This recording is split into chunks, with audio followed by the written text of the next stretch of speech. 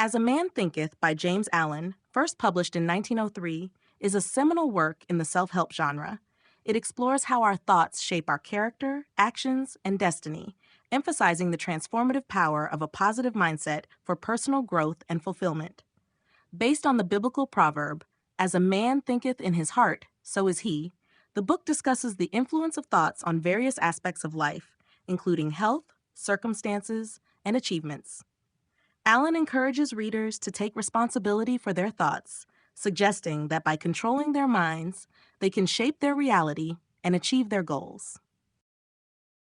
James Allen, 1864 to 1912, was a British philosophical writer and poet, best known for his inspirational writings in the self-help and spiritual genres. He was born in Leicester, England, and worked as a personal secretary and later as an executive for a British manufacturing firm. Allen's literary career began with the publication of his first book of poems in 1898. However, he gained widespread acclaim and recognition for his philosophical works, particularly As a Man Thinketh, published in 1903. This book remains his most famous and enduring work, influencing generations of readers with its teachings on the power of thought. Throughout his life, Allen wrote numerous books and articles focused on themes such as personal development, the power of positive thinking, and spiritual growth. His writing style is characterized by clarity, simplicity, and deep philosophical insights, making complex ideas accessible to a wide audience.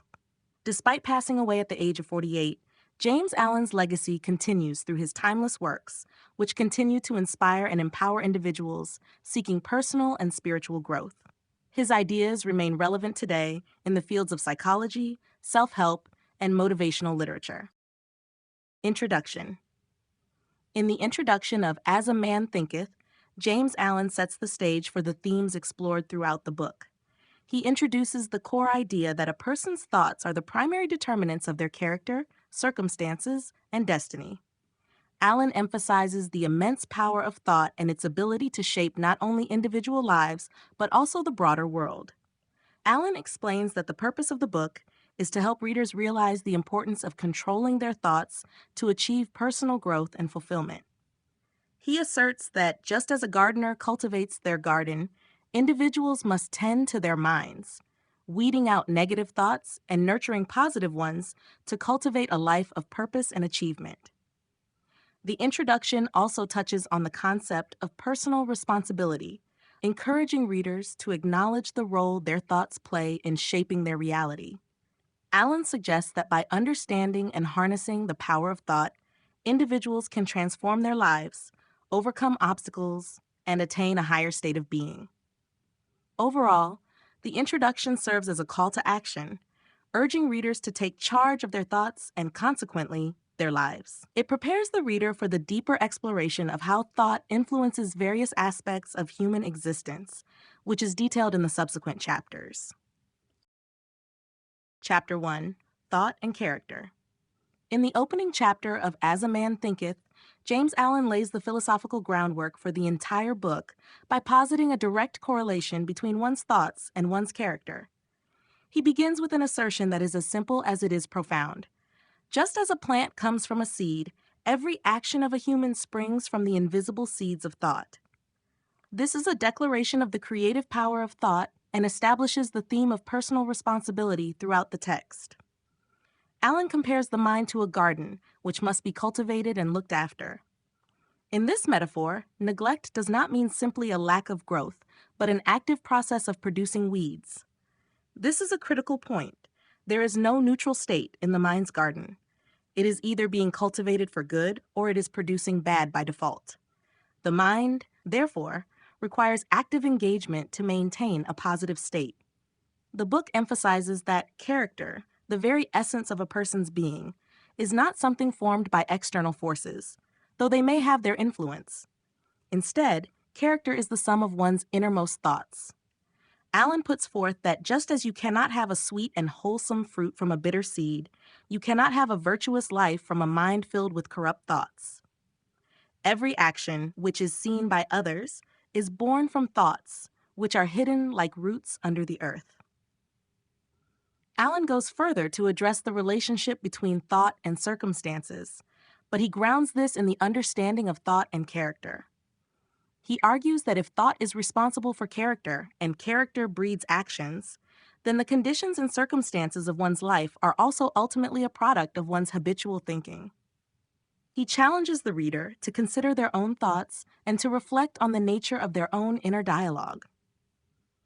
The introspection that Allen advocates is not meant to be a passive exercise, but a call to action. He wants the reader to understand that in order to change one's life and character, one must first change one's thoughts. By changing their thoughts, individuals have the power to transform their character, which in turn can transform their life. Allen also touches upon the concept of thought as a form of prayer, suggesting that what we think about consistently is what we are in a constant state of asking for, whether consciously or unconsciously. He uses strong moral language, labeling thoughts as either good or bad, and describes the mind as a fortress that must be guarded against the ingress of detrimental thoughts. Towards the end of the chapter, Allen speaks to the ideal of self-control and self-reliance, encapsulating the notion that a person who does not master their thoughts falls victim to a masterless and directionless life. By asserting that, as a man thinketh in his heart, so is he, Allen is not only stating a fact, but also issuing a challenge. To achieve a noble character, one must first discipline the mind to think noble thoughts. This, in essence, becomes the foundation of the entire book's philosophy, setting the stage for the subsequent chapters that explore how thoughts shape various aspects of the human experience. Chapter 2: Effect of Thought on Circumstances.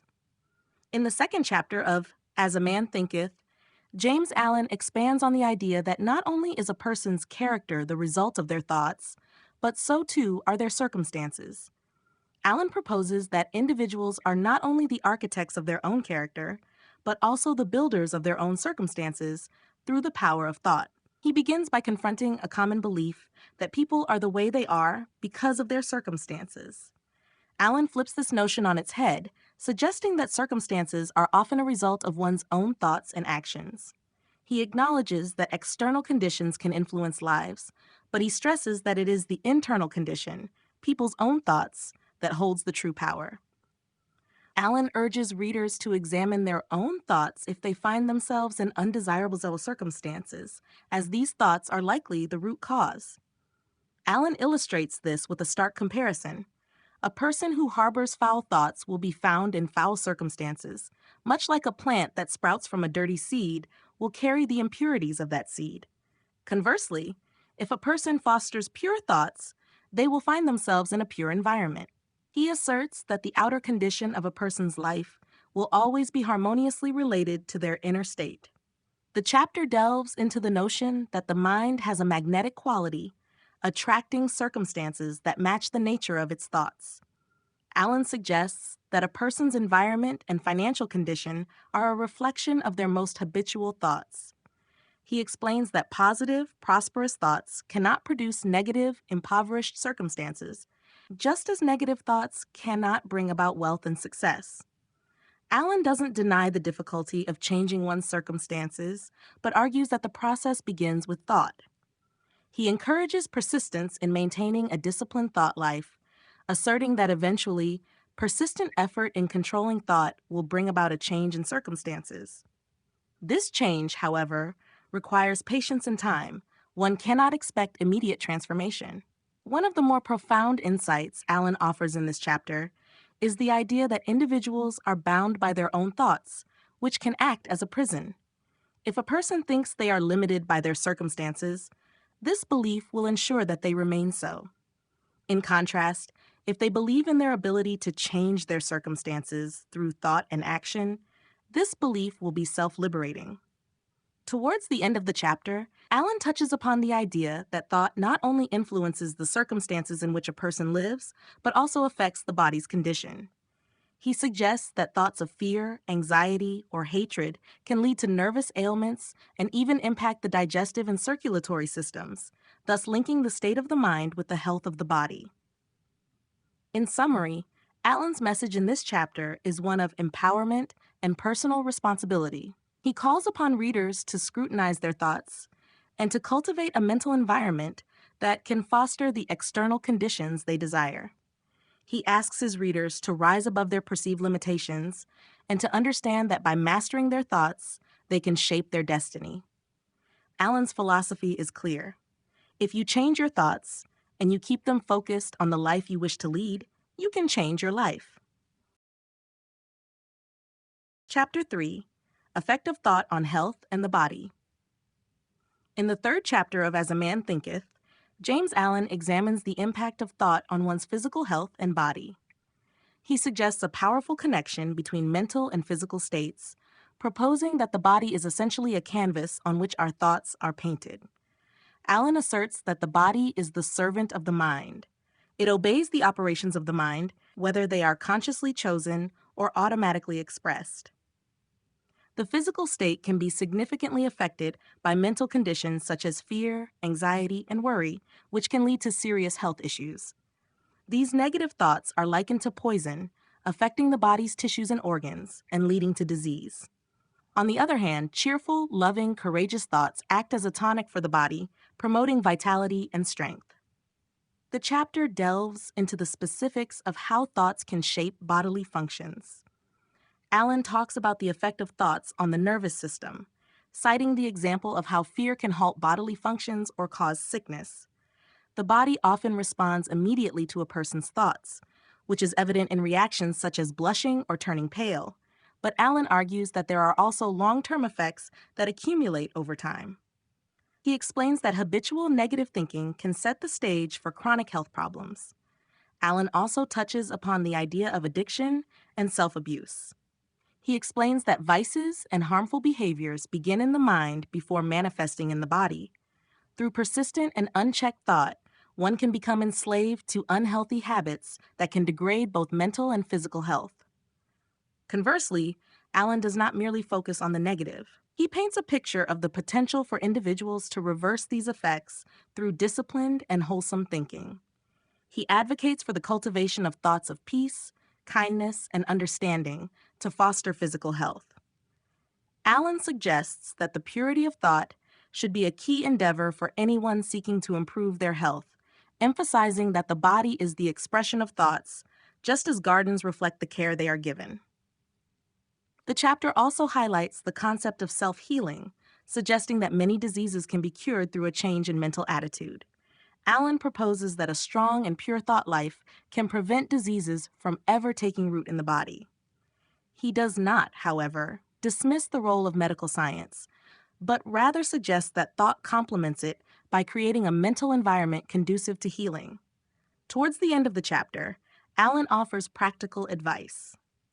He encourages readers to form healthy thoughts and to exercise temperance and self-control. He underscores the significance of moderation and the avoidance of extreme emotions or behaviors, which can disrupt the body's equilibrium. In essence, Chapter 3 of As a Man Thinketh is a call to mindfulness regarding the mental and emotional states we entertain. Allen advises readers to be as conscious of their thoughts as they are of their diet and exercise routines. He posits that such mindfulness can lead not only to a healthier, more vibrant body, but also to a more peaceful and contented existence. Chapter 4: Thought and Purpose. In Chapter 4 of As a Man Thinketh, James Allen brings to light the critical relationship between thought and purpose. He asserts that having a definite purpose is essential for the proper utilization of one's thoughts and the achievement of success. Allen begins by emphasizing that thought is intertwined with purpose, and that without a clear purpose, thought can become scattered and directionless. Like a ship without a compass, a person without a purpose drifts aimlessly and is susceptible to myriad thoughts, which can lead to a wasted life. The cultivation of a strong, focused purpose is necessary to give coherent direction to one's thoughts. He discusses how individuals who lack a central purpose in their life fall prey to worries, fears, and self-pity, which lead to failure. On the other hand, those with a clear purpose channel their thoughts in service of their goals, leading to a disciplined mind. A disciplined mind leads to disciplined actions, and this discipline paves the way for achievement. Allen delves into the idea that thought allied fearlessly to purpose becomes a creative force. He encourages the reader to discover their purpose through introspection and then to dedicate themselves to it with an unwavering commitment. Such dedication requires the harnessing of one's thoughts, aligning them with their purpose, and avoiding the distractions that can lead them astray. The chapter highlights that purpose should be accompanied by a precise plan of action. Allen suggests that thoughts alone are not enough. They must be followed by appropriate action. He proposes that through the combination of thought and action, one can ascend to higher achievements and a more fulfilled life. Furthermore, Allen touches upon the importance of patience and perseverance.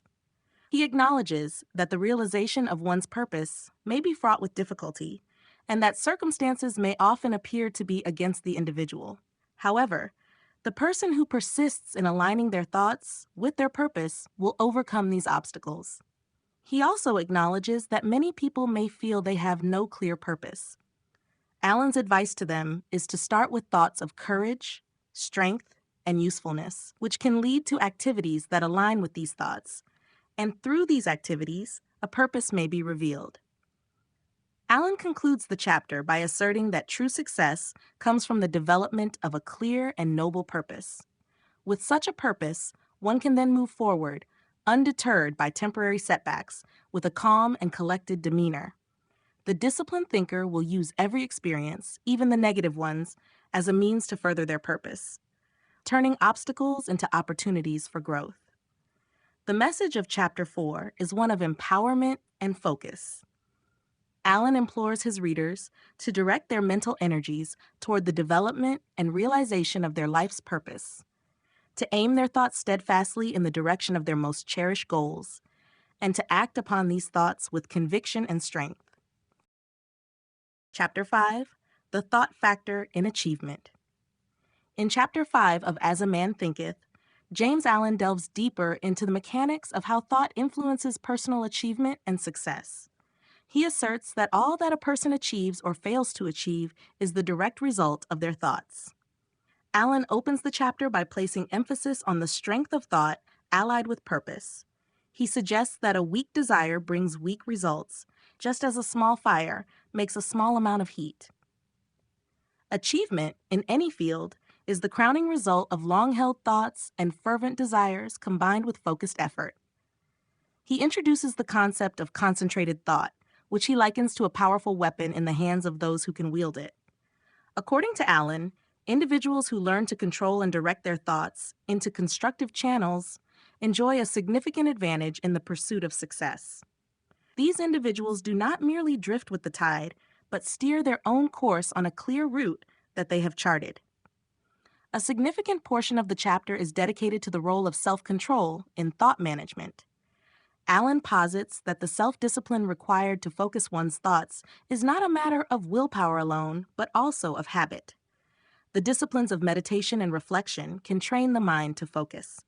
Success, therefore, is not the result of luck or chance, but of a sustained pattern of thinking and behaving in ways that lead to desired outcomes. Allen discusses the barriers to achievement that individuals face, including self-doubt, fear, and indecision. He argues that these negative thoughts are enemies of success because they disrupt the focus and intensity of one's thoughts. To overcome these barriers, one must cultivate self-belief and decisiveness. He also speaks to the importance of adapting thoughts to the changing environment and circumstances. Success comes to those who are adaptable in their thinking and who are not rigidly attached to one approach when that approach is proven ineffective. Allen extends his discussion of thought and achievement to the moral and spiritual realms, suggesting that the highest achievements are not those of wealth and standing, but of character and wisdom. He advises that the pursuit of external success should never compromise one's inner virtues. In essence, Chapter 5 is a treatise on the power of thought as the underlying force behind personal accomplishment. Allen encourages readers to aim high in their ambitions and to recognize that their consistent, focused thoughts are the forces that will carry them to their goals. He stresses that achievement is something that is attracted by the person one becomes through disciplined thinking and not something pursued directly. The chapter concludes with a call to readers to refine and harness their thoughts as tools for building a life of success and fulfillment. Chapter 6, Visions and Ideals. Chapter 6 of As a Man Thinketh is a profound exploration of the importance of having visions and ideals. James Allen speaks to the power of the imagination and the role it plays in shaping one's life. He emphasizes that the mind is the birthplace of all action and that a strong vision precedes the greatest achievements. Allen begins by inviting the reader to reflect on the fact that all notable achievements in human history were once mere dreams in the minds of those who dared to envision something better. He emphasizes that visions are the seeds of reality, asserting that before anything materializes in the external world, it must first be conceived mentally. He discusses how the dreamers and visionaries, the artists, poets, prophets, and innovators, are the architects of progress. These individuals allow themselves to be guided by their inner vision rather than external circumstances. They nurture their dreams despite skepticism and opposition, and it is these inner ideals that carve the path toward achievement. Allen elaborates on the significance of cherishing one's visions and ideals. He states that whatever one loves and aspires towards in the quiet recesses of their mind will manifest in their life. This manifestation process is not magical, but is the result of the direction and quality of consistent thought. He cautions that if one loses sight of their vision or allows it to be clouded by doubts and fears, the potential for realizing it diminishes. The author advises that a person must align their thoughts with their vision. To nurture the vision, one must protect it, much like a gardener tends to a young plant, ensuring it has the necessary conditions to grow. This means fostering an environment of positive thoughts and actions that are in harmony with the vision. Allen also touches on the concept of sacrifice. He suggests that realizing one's vision often requires giving up short-term pleasures for long-term achievements. A commitment to one's vision and ideals often demands hard work, discipline, and the willingness to endure challenges and setbacks. In the latter part of the chapter, Allen discusses the relationship between the inner world of vision and ideals and the outer world of reality. He explains that the external world in which a person lives is a reflection of their internal world. If their inner world is populated with strong, noble, and beautiful visions, their outer world will be a mirror of these qualities. Allen concludes the chapter by reinforcing the power of personal vision to shape one's future. He encourages the reader to hold on to their vision with unwavering faith and to strive towards it with unfaltering purpose. By doing so, one can transform their vision from the ethereal realm of dreams into the tangible reality of life. In summary, Chapter 6 of As a Man Thinketh is a compelling call to nurture and hold fast to one's personal visions and ideals. Allen portrays the process of achieving one's dreams as an inner journey of steadfast focus and outer actions that align with one's deepest aspirations. He invites readers to become the master artists of their lives, sculpting their reality with the chisel of their thoughts, guided by the blueprint of their visions. Chapter 7, Serenity. In the final chapter of As a Man Thinketh, James Allen discusses serenity as the ultimate achievement of the self-disciplined mind. This chapter is a culmination of the previous themes, showcasing serenity not just as a peaceful emotional state, but as the reflection of a well-ordered life and mind. Allen begins by characterizing serenity as a state of calm, peace, and balance that is undisturbed by external circumstances or internal agitations. It is the product of long and patient effort in self-control. Serenity, in Allen's view, is the crown jewel of the wise and is indicative of a profound understanding of life and oneself. He elaborates on the rarity of serenity, noting that it is achieved by very few because it requires mastery over all of one's faculties. It is the reward for having aligned one's thoughts with laws of truth, justice, and goodwill.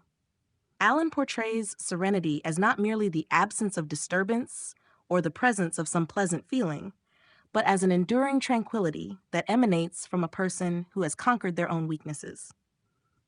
The chapter explores how serenity is a natural consequence of cultivating certain qualities in one's life.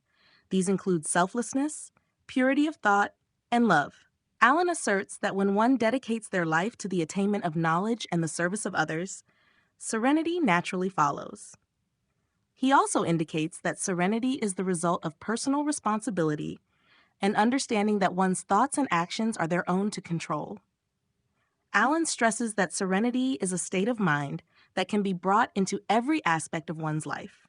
It allows one to face trials and difficulties with a composed mind and an understanding heart. A serene individual does not engage in unnecessary conflict or allow transient emotions to unsettle their composure.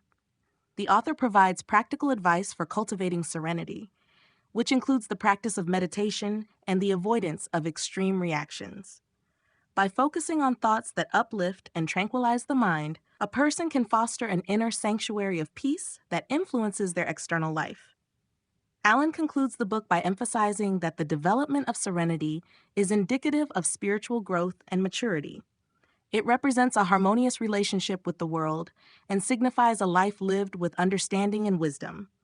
He suggests that the path to serenity is open to all, but it requires diligence, patience, and a steadfast commitment to living in harmony with one's highest thoughts. In summary, Chapter 7 of As a Man Thinketh is an invitation to cultivate inner peace through the control of one's thoughts and the steadfast adherence to principles of truth and integrity. Allen encourages readers to aspire to the state of serenity as it is a sign of a well-lived life and a mind at peace with itself and the world. Serenity is not only a reward, but also a signpost of the mastery one has over the inner workings of their own mind. Throughout the book, James Allen encourages readers to reflect on their thoughts and to cultivate a positive mindset. He provides a philosophical and somewhat spiritual framework for understanding the consequences of our thoughts and offers practical wisdom on how to align our thoughts with our desired outcomes. The central thesis of the book is that one's quality of life is determined not by external factors, but by the thoughts that predominate in their mind. As a Man Thinketh serves as a guide to self-empowerment through self-control and has influenced many by advocating the power of thought in shaping one's life. Review: James Allen's As a Man Thinketh is an influential work in the self-help and personal development genre, offering profound insights into the power of thought and its undeniable role in shaping one's life. Allen's eloquent prose and the use of metaphor, particularly the comparison of the mind to a garden that must be tended, make the book not only a philosophical treatise, but also a practical guide for personal growth. The strength of Allen's work lies in its simplicity and the universal truth that it underpins. We are largely the masters of our fate, the captains of our souls, through the governance of our thoughts. This empowering message has resonated with readers for over a century and continues to inspire those seeking to take control of their lives. Allen's emphasis on self-discipline, purpose, and the importance of aligning one's actions with one's thoughts is both motivational and grounding. The book serves as a call to introspection and a demand for the reader to examine and refine their inner dialogue. The final chapter on serenity is particularly moving, offering a vision of a peaceful life that results from consistent self-control and mental harmony. Criticism: while As a Man Thinketh is a seminal work in its field, modern readers may find certain aspects of Allen's philosophy too simplistic or deterministic. The book largely overlooks the complex interplay of external factors that can influence a person's life, such as socioeconomic status, health, and random chance. It could be argued that the work leans towards a form of victim blaming by suggesting that one's adverse circumstances are a direct result of their thinking patterns. Allen's approach is firmly rooted in individualism and personal responsibility, which, while empowering, does not fully account for systemic issues that can limit an individual's ability to control their thoughts or circumstances. In the modern context, this viewpoint may seem to neglect the broader societal and structural factors that affect personal success and well-being. Furthermore, Allen's writing, though profound, often lacks empirical support. The book presents its assertions as self-evident truths without providing scientific evidence, which may not satisfy skeptics or those who prefer data-driven arguments. The emphasis on thought as the sole cause of success and happiness might be seen as an overstatement, ignoring the multifaceted nature of the human experience. Lastly, Allen's prose, while beautifully crafted, may come across as archaic to contemporary readers. The language, though elegant, is sometimes dense, and the ideas could be considered repetitive. Readers may also find that the book requires multiple readings to fully grasp the depth of Allen's insights, which may not appeal to those seeking straightforward advice or quick solutions. Disclaimer: this summary and review of James Allen's As a Man Thinketh is provided for informational purposes only. It is intended to offer a comprehensive overview of the themes and insights presented by Allen in his work, but it is not a substitute for the original text. The nuances, detailed arguments, and literary quality of Allen's prose cannot be wholly captured in a summary. We strongly encourage readers to support the enduring legacy of James Allen and the full experience of his insights by reading As a Man Thinketh in its entirety. Engaging with the original work will provide a depth of understanding and appreciation that a summary alone cannot offer. Additionally, purchasing the book or supporting authorized distributors helps ensure that the author's work continues to be recognized and valued, contributing to the ongoing conversation about the power of thought in shaping our lives.